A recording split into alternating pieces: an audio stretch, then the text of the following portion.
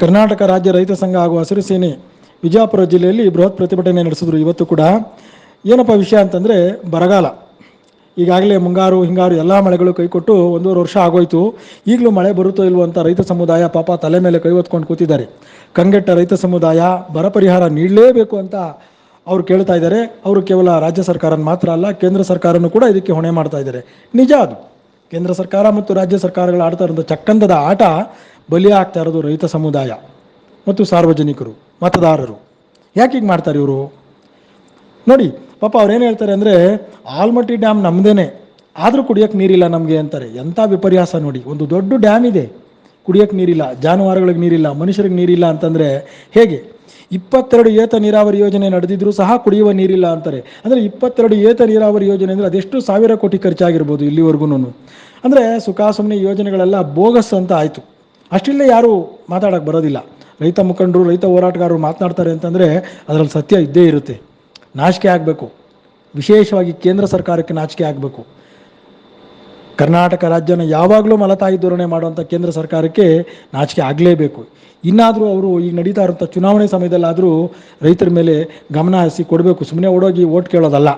ನಮ್ಗೆ ಓಟ್ ಹಾಕಿ ನಾವು ಒಳ್ಳೇದು ಮಾಡ್ತೀವಿ ಅಂತ. ನೀವು ಫಸ್ಟ್ ಒಳ್ಳೇದು ಮಾಡಿ, ಆಮೇಲೆ ಎಲ್ಲರೂ ಜನ ನಿಮ್ಮ ಪರವಾಗಿ ಬಂದೇ ಬರ್ತಾರೆ. ರೈತ ಮುಖಂಡರು ಏನು ಹೇಳ್ತಾರೆ ಅನ್ನೋದನ್ನ ಕೇಳೋಣ ಬನ್ನಿ. ಇದ್ರ ಸತ್ಯಕ ಏನಾಗದಪ್ಪ ಅಂತಂದ್ರೆ, ನಮಗೆ ನೀರಿನ ಸಮಸ್ಯೆ ಹೊಟ್ಟೆ ತಪ್ಪಲಾಗೈತೆ. ಪ್ರತಿ ವರ್ಷ ಕೆರೆ ನೀರು ತುಂಬ್ರಿ ಹೋರಾಟಗಳು ಮೇಲಿನ ಮೇಲೆ ಮಾಡಬೇಕಾದಂತ ಪರಿಸ್ಥಿತಿ ಅನಿವಾರ್ಯತೆ ಆಗೈತೆ.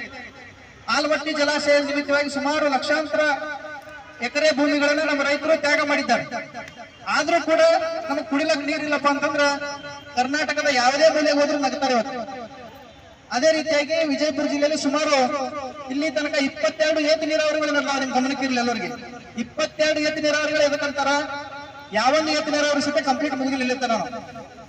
ಸುಮಾರು ಲಕ್ಷಾಂತರ ಕೋಟಿ ರೂಪಾಯಿಗಳನ್ನ ಸರ್ಕಾರದ ಬೊಕ್ಕಸದಿಂದ ವಿಜಯಪುರ ಜಿಲ್ಲೆಯ ನೀರಾವರಿ ಯೋಜನೆಗಾಗಿ ರೊಕ್ಕ ಖರ್ಚು ಮಾಡ್ಯಾರ. ಖರ್ಚು ಮಾಡಿದ್ರು ಸದ್ಯಕ್ಕೆ ಏನಾಗದಪ್ಪ ಅಂತಂದ್ರೆ ಒಂದು ಏತ ನೀರಾವರಿ ಸದ್ಯಕ್ಕೆ ಇವತ್ತಿಂದನ ಕಂಪ್ಲೀಟ್ ಆಗಿ ಮುಗಿದಿಲ್ಲ. ಎಲ್ಲ ಮುಗಿದ್ರು ಸದ್ಯ ಕಳಪೆ ಮಟ್ಟದಾಗ್ಯಾವ. ಆ ಎಲ್ಲ ಕೊನೆಯ ಭಾಗ ಯಾವತ್ತೂ ಹುಟ್ಟಿದ್ ನೋಡಿಲ್ಲ ನಾವು. ನೀರ್ ಬಿಡ್ತಾರೆ, ನೀರ್ ಬಿಟ್ಟು ಮಾರನೇ ದಿವಸ ನೀರು ಬಂದಾಗಿತ್ತು, ಅಲ್ಲಿ ಮುಟ್ಟಂಗಿಲ್ಲ, ಕೊನೆ ರೈತರಿಗೆ ಬರಂಗಿಲ್ಲ. ಯಾಕೆ ಹಿಂಗೆ ಕಾಲಾಗತ್ತದ? ಲಕ್ಷಾಂತರ ರೂಪಾಯಿ ಸರ್ಕಾರದ ಬೊಕ್ಕಸದ ಹಣ ಎಲ್ಲಿ ಹೊಂಟದ? ಈ ಎಲ್ಲ ಕೂಲಂಕುಷವಾಗಿ ನಾವು ಚರ್ಚೆ ಮಾಡಬೇಕಾದಂತ ವಿಚಾರ. ಅವರಿಗೆ ಲ್ಯಾಂಡ್ ಅಕ್ವಿಸಿಷನ್ ಲೆಟರ್ ಕೊಡಬೇಕು, ಅದ್ ಯಾವ್ದು ಮಾಡ್ತಾ ಇಲ್ಲ ಅವರು. ಗುತ್ತಿಗೆದಾರರು, ರಾಜಕಾರಣಿಗಳು ಹಟ್ಟಿಗಿಸಿಂದ ಹೊಲದೊಳಗೆ ಕೆನಲ್ಗಳು ಹಾಕೊಂಡು ಹೋಗ್ಯಾರ. ರೈತರಿಗೆ ಬರಬೇಕಾದಂತ ಪರಿಹಾರ ಏನಕ್ಕಾದ್ರೂ ಬಂದಿಲ್ಲ. ತಮ್ಮ ಗಮನಕ್ಕಿರ್ಲಿ, ಮುಳವಾಡಿ ಏತ ನೀರಾವರಿ ಎಷ್ಟು ವರ್ಷ ಆಯ್ತು ನಡೆದು? ಚಿಮ್ಮಲಿಗೆ ಏತ ನೀರಾವರಿ ನಡೆದು ಎಷ್ಟು ವರ್ಷ ಆಯ್ತು? ಕುಬಚಿ ಬಬಲೇಶ್ವರ ನೀರಾವರಿ ನಡೆದು ಎಷ್ಟು ವರ್ಷ ಆಯ್ತು? ಆದ್ರೂ ಕೂಡ ಇನ್ನ ಕಂಪ್ಲೀಟ್ ಆಗಾಗ್ತಾ ಇರಲಿಲ್ಲ. ಆದ್ರೂ ಇನ್ನೂ ರೈತರಿಗೆ ಪರಿಹಾರ ಬಂದು ಮುಟ್ಟಾಗ್ತಾ ಇರಲಿಲ್ಲ. ರೈತರಿಗೆ ಪ್ರತಿ ಎಕರೆಗೆ 2 ಎಕರೆ 50,000 ಪ್ರತಿ ರೈತರಿಗೂ ಜಮಾ ಆಗಬೇಕು. ಈಗ ರಾಜ್ಯದವರು ಕೇಂದ್ರದಾಗ ಹೇಳ್ತಾರೆ, ಕೇಂದ್ರದವರು ಸೇತು ದಿನಾಂಕು ದೇವಾಲಯಕ್ಕೆ ಗರ್ಭತಾತು ಅಂತ ಅವ್ರು ಹೇಳಕತ್ತಾರೆ. ನಮಗ್ ಕೊಡವ್ರು ಯಾರು? ರೈತರಿಗೆ ಕೊಡವ್ರು ಯಾರು? ಅವ್ರಿಗೆ ಇವ್ರು ಹೇಳ್ತಾರ, ಇವ್ರಿಗೆ ಅವ್ರು ಹೇಳ್ತಾರ. ನಾವು ರೈತರೇನು ಊರ್ನ ಹಾಕೊಂಡು ಸಾಯೋದು ಬಾಳೆ ಅದ, ಎಷ್ಟೋ ಮಂದಿ ಸಾಯಲಕತ್ತಾರ. ಬರಗಾಲ ಪರಿಹಾರ ಎಕರೆಗೆ 25. ನಾವು ರೈತ ಅಂದ್ರೆ ಏನು? ರೈತ ಅಂದ್ರೆ ಏನು? ರೈತ ಅಂದ್ರೆ ಏನೂ ಇಲ್ಲ.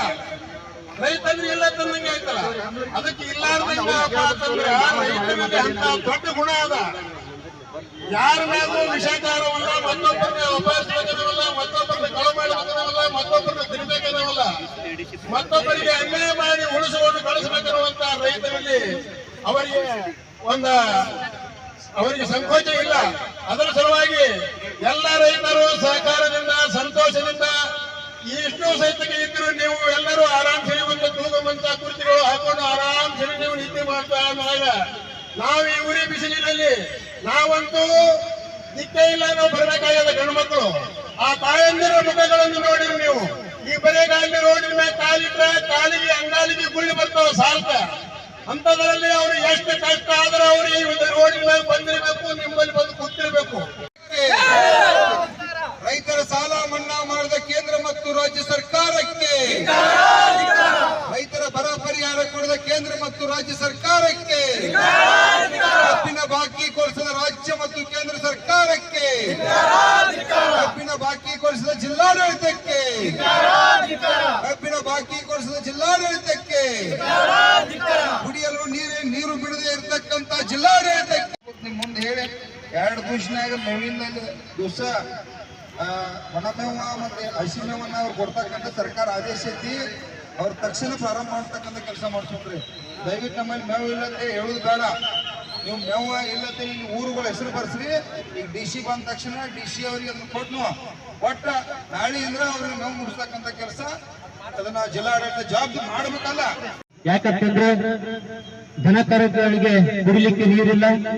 ಈ ಬರಗಾಲ ಇರೋದ್ರಿಂದ ಹಳ್ಳಿಗಳಲ್ಲಿ ಮೇವಿನ ಕೊರತೆ ಆಗಿದೆ. ಅದರ ಜೊತೆಗೆ ಮಟ್ಟಾಳ ಗ್ರಾಮದಲ್ಲಿ ವಿಶೇಷವಾಗಿ ಒಂದು ಮನೆ ಪಕ್ಕದಲ್ಲಿನೇ ಒಂದು ವೈನ್ ಶಾಪ್ ಇದು ಕೊಟ್ಟಿದ್ದಾರೆ, ಪರ್ಮಿಷನ್ ಕೊಟ್ಟಾರೆ. ಅಲ್ಲಿ ಶಾಲೆ ಕಲೆ ಮಕ್ಕಳೆಲ್ಲ ಹೋಗ್ಬೇಕು, ನಮ್ಮ ತಾಯಂದಿರು ಕೂಡ ಅಲ್ಲಿ ಜೊತೆಯಾಗಿರ್ಬೇಕು. ಅದನ್ನು ಶೀಘ್ರದಲ್ಲಿ ಅದನ್ನು ಬಂದ್ ಮಾಡಬೇಕು. ಇದನ್ನ ಸ್ವಲ್ಪ ಗಮನಕ್ಕೆ ತಗೋಬೇಕಾಗ್ತದೆ. ಯಾಕಂದ್ರೆ ಎಲ್ಲರೂ ಬಹಳಷ್ಟು ಚುನಾವಣೆ ಪ್ರಕ್ರಿಯೆ ಒಳಗೆ ಇದ್ದಾರೆ, ಸುಮಾರು ಎಲ್ಲ ರಾಜಕಾರಣಿಗಳು. ನಾವು ಮಾತ್ರ ರೈತರ ಸಮಸ್ಯೆಗಳನ್ನು ಇಟ್ಕೊಂಡ ಇವತ್ತು ತಮ್ಮ ಜಿಲ್ಲಾಡಳಿತಕ್ಕೆ ಬಂದು ತಾವು ಇದನ್ನ ಹಗುರವಾಗಿ ಕಾಣುದ ಬಹಳ ಸೀರಿಯಸ್ ಆಗಿ. ಯಾಕಂತಂದ್ರೆ ಬರಗಾಲದ ಸಂದರ್ಭ ಇವೆಲ್ಲ ಬಹಳಷ್ಟು ಸೀರಿಯಸ್ಗಳು ವಿಷಯ ಇದಾವೆ. ಬರಗಾಲದ ಸಂದರ್ಭವನ್ನ ಇವತ್ತು ಸರ್ಕಾರ ಸೀರಿಯಸ್ ಆಗಿ ತಗೋಬೇಕಾಗಿತ್ತು. ಈ ಚುನಾವಣೆಯಲ್ಲಿ ಬಹುಶಃ ನಮ್ಮನ್ನ ನಿರ್ಲಕ್ಷ್ಯನ ಮಾಡಿದಾರೆ, ಹೌದಿಲ್ರಿ?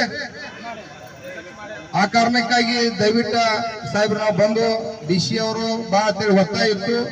ತಾವು ಕೂಡ ADC ಅವರಿದ್ರಿ, DC ಅವರು ಇದ್ದಾಗಲೇ ತಾವು ನಮ್ಮ ಏನು ಮೇಜರ್ ಬೇಡಿಕೆಗಳು ಅದಾವು ತಕ್ಷಣ ತಾವು ಅದನ್ನು ಈಡೇರಿಸತಕ್ಕಂಥ